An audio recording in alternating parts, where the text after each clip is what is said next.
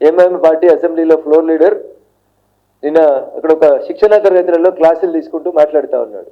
యూపీలో యోగి అయినా, తెలంగాణలో కేసీఆర్ అయినా, రేవంత్ రెడ్డి అయినా, ఇంకెవరైనా మా పట్ల వాళ్ళ వైఖరి అంతా ఒక రకంగా డిఫరెంట్గా ఉంది, మాకు అన్యాయం చేస్తూ ఉన్నారు, బుల్డోజర్లు తీసుకొచ్చి మా దేవస్థానాల్ని మసీదుల్ని కూలగొడుతున్నారని చెప్పి అక్బరుద్దీన్ అనేటువంటి వ్యక్తి విద్యార్థులకి భావి భారతుల్లో పౌరులుగా తీర్చిదిద్దాల్సినటువంటి విద్యార్థుల్లో ఒక రకమైనటువంటి ఎమోషన్స్ని క్రియేట్ చేసేటువంటి రీతి లోపల మాట్లాడుతూ ఉన్నారు. ఈ రాష్ట్ర ప్రభుత్వానికి నిజంగా చిత్తశుద్ధి ఉంటే నేను డిమాండ్ చేస్తా ఉన్నా,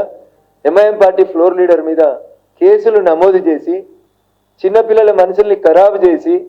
దేశద్రోహులుగా తయారు చేసేందుకు ప్రయత్నం చేస్తున్నందుకు ఎంఐఎం పార్టీ ఫ్లోర్ లీడర్ మీద క్రిమినల్ కేసులు నమోదు చేయాలని చెప్పి ఈ సందర్భంగా నేను రాష్ట్ర ప్రభుత్వాన్ని డిమాండ్ చేస్తా ఉన్నా. ఇదే అక్బరుద్దీన్ ఓవైసీకి 3 రోజుల క్రితం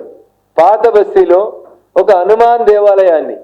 ఈ దేశానికి సంబంధం లేనటువంటి వ్యక్తి, ఈ దేశంలోకి ఇల్లీగల్గా చొరబడినటువంటి ఒక వ్యక్తి, ఇది నేను చెప్పలేదు, నిన్ననే భాగ్యనగరం పోలీసులు 3 రోహింగ్యాలను అరెస్ట్ చేసినామని చెప్పినారు.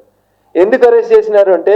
భాగ్యనగరంలో ఉన్నటువంటి ఒక హనుమాన్ మందిరంలో ఉన్న విగ్రహాన్ని ధ్వంసం చేసిండ్రు, ఈ 3 వీళ్ళు భారతదేశ పౌరులు కాదు, రోహింగ్యాలు అని చెప్పి తెలంగాణ పోలీసులు చెప్పినటువంటి మాట. సో ఇప్పుడు అక్బరుద్దీన్ ఓవైసీ ఆలోచించుకోవాలి, ఈ దేశంలో మత సామరస్యం ఉండాలని సబ్కా సాత్ సబ్కా వికాస్ అని పనిచేస్తున్నటువంటి ప్రభుత్వం నరేంద్ర మోడీ గారి ప్రభుత్వం అయితే భాగ్యనగరంలో అనవసరంగా ప్రవేశించి ప్రశాంతంగా ఉన్నటువంటి భాగ్యనగరంలో మత ఘర్షణలకు కారణమవుతున్నటువంటి రోహింగ్యాలకు ఆశ్రయం ఇస్తుంది మీ ఎంఐఎం పార్టీ, అవునా కాదా ఒకసారి ఆలోచించు.